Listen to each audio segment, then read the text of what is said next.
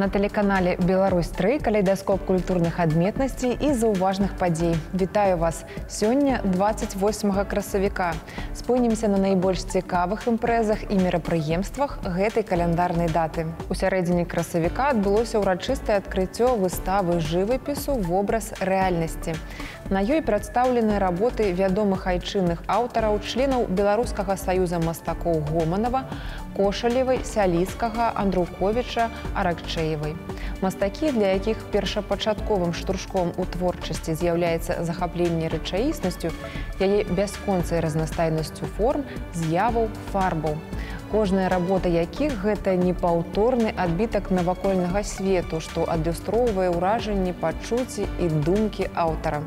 Прадстаўленыя ў экспазіцыі палотны разам ствараюць адметны мастацкі вобраз рэальнасці, шматгранны, прасякнуты гармоніяй колеру і форм. Магчымасць наведаць выставу ў галерэі «Універсітэт культуры» вы маеце да 29 красавіка. Якімі яшчэ цікавымі культурнымі падзеямі жыве сталіца, даведаемся з сюжэта нашых калег.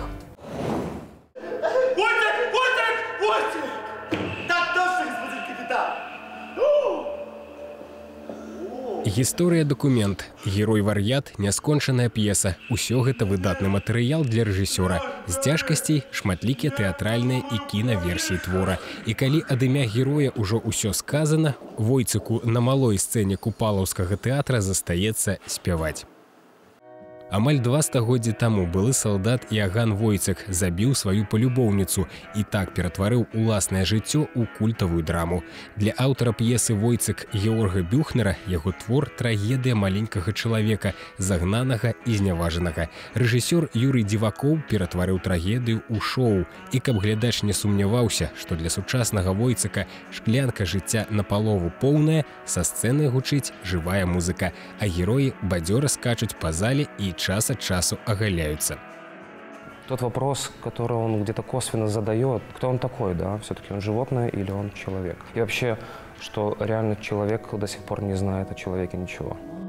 Юрый Дзівакоў – рэжысёр новай фармацыі, з тых, што заўсёды ў пошуку і часцей у пошуку формы. Яго Войцык – чарговы эксперымент, аб'ектам якога найперш становіцца глядач. Спектакль быццам гуляе з залай, выпрабоўвае на трываласць і гумар. Нагадвае, што наша жыццё толькі гульня ў трагедыю і камедыю, і лепш глядзець на яго вясёлымі вачыма.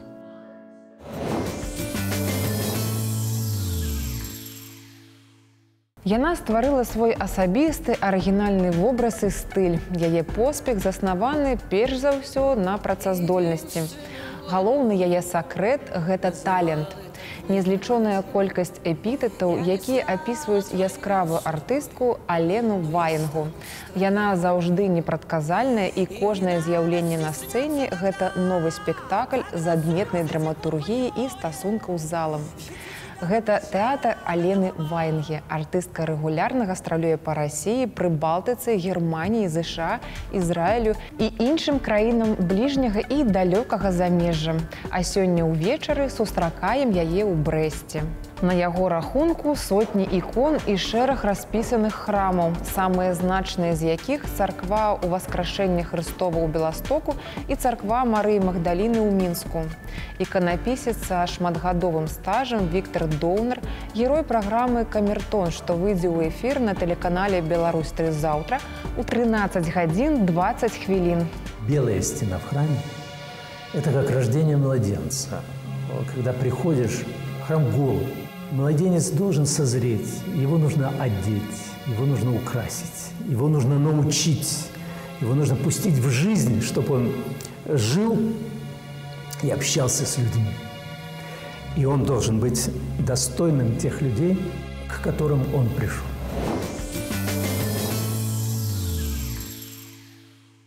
На чарзе цікавыя паведамленні з замежжа. На Таймс-сквер з'явілася брама Гулівера. На плошчы ў 4,5 квадратных метраў змясціўся мініяцюрны свет, у якім прадстаўлены копіі больш за 300 самых вядомых будынкаў і помнікаў архітэктуры. Грандыёзная выстава адкрылася на Таймс-сквер у Нью-Йорку. Тут змясціўся амаль увесь свет у мініяцюры. Брама Гулівер – гэта інтэрактыўны мініяцюрны свет. Ён самы унікальны. Тут прадстаўлены гарадскія кварталы з усёй планеты. Гэта бачанне 600 мастакоў, мільёны гадзін працы і тэхніка спецыялістаў розных краін. У стварэнні праекта ўдзельнічала інтэрнацыянальная каманда. Аўтары не хацелі, каб амерыканцы рабілі макет Іерусаліма, або італьянцы будавалі копію Манхэттена. Мастакі ўдыхнулі ў свае тварэнні дух розных краін. Італію прадстаўляе старажытны Калізей і Пізанская вежа, Великабрытанію – археалагічны помнік Стоунхендж і легендарныя Бітлз. Францыя – гэта, вядома ж, Эйфелева вежа і трыумфальная арка. Аўтары ідэі марылі падарыць наведвальнікам захапляльнае падарожжа і натхніць іх на творчасць. Людзі пойдуць з пачуццём, што таксама могуць стварыць, будаваць, быць часткай гэтага руху. Яны могуць паспрабаваць нешта змяніць. Наведвальнікі могуць зрабіць сваю мініяцюрную 3D-копію і пакінуць яе ў свеце пад назвай «Брама Гулівера». На стварэнне праекта спатрэбілася $40 мільёнаў.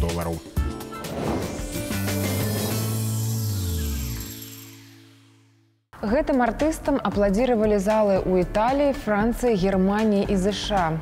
Падрыхтуйцеся плакаць і нават рыдаць ад смеху. Сёння ўвечары ў Віцебску клоунада вышэйшай якасці «Эніма Алегра» ад тэатра Санкт-Петербургу «Ліцэдзеі».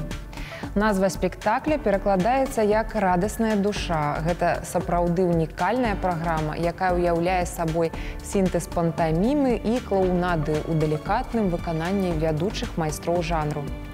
Валерый Кефт, Роберт Гарадзецкі і Ганна Арлова, трыа «Каралеўскі жыраф», Пётр Дзямінцеў і іх калегі зладзяць цудоўны дывертысмент у беларускай культурнай сталіцы. А зараз ад нашых калег даведаемся, якія яшчэ культурныя падзеі адбываюцца гэтымі днямі ў нашай краіне. Ахвяраваць на культуру звыкла называем мы мецэнацтва, але ці слушна лічыць ахвярай працэс узаемнага абагачэння, бо немагчыма быць абыякавым да таго, што апякаеш. Таму бізнесмены, калі ўкладваюць грошы ў мецэнацкія праекты, без перабольшвання укладваюць у культуру частинку души. Здесь нельзя говорить о какой-то, так скажем, материальной отдаче. Дает чувство удовлетворения, человеческой гордости за то, что мы оказываемся причастными к духовному развитию нашей нации. Например, в рождественские вечера в Большом театре.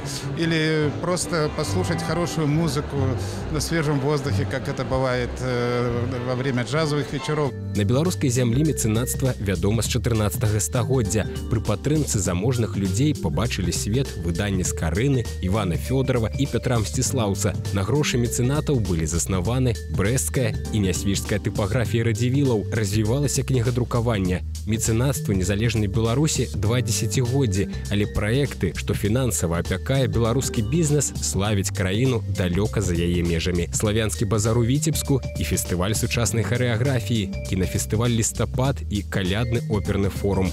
Дарэчы, на сёлетнюю 4-ю па ліку рэспубліканскую акцыю «Мецэнат культуры Беларусі» было прадстаўлена 90 кандыдатур, і 76 з іх ушанавалі на ўрачыстай цырымоніі ў малой зале Палаца Рэспублікі. У нас адбываюцца вельмі пазітыўныя зрухі ў бок, скажем так, цывілізаваных адносін да культуры. Трэба выхоўваць не толькі тых, хто спажывае культурныя каштоўнасці, но трэба і тых, хто можа дапамагчы культуры. Таму ідзе вось такая сумесная у нас работа, дапамога, выхаванне, і мы бачым вынікі гэтага ўсяго. Больш за 54 мільёны новых беларускіх рублёў узбагацілі ў мінулым годзе айчынную культуру. І гэта не толькі буйныя фестывалі. Падчас ушанавання мецэнатаў арганізатары ўлічвалі ўнёсак у рэгіянальныя акцыі, падтрымку мастацкіх навучальных устаноў.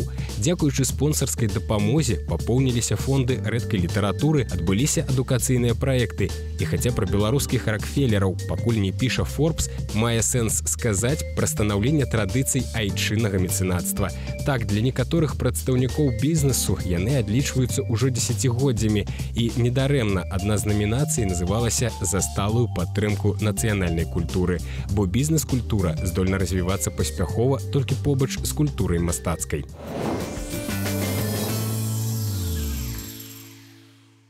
З 22 красавіка у Нацыянальным мастацкім музеі распачаў працу юбілейны выставачны праект «Аб зямлі і небе» вядомага беларускага мастака і таленавітага педагога Анатолія Васильевича Кузнецова.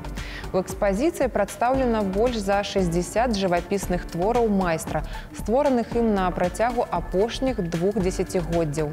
Працы Анатолія Кузнецова сцвярджаюць невытлумачальнасць як асноўны прынцып жывапісу.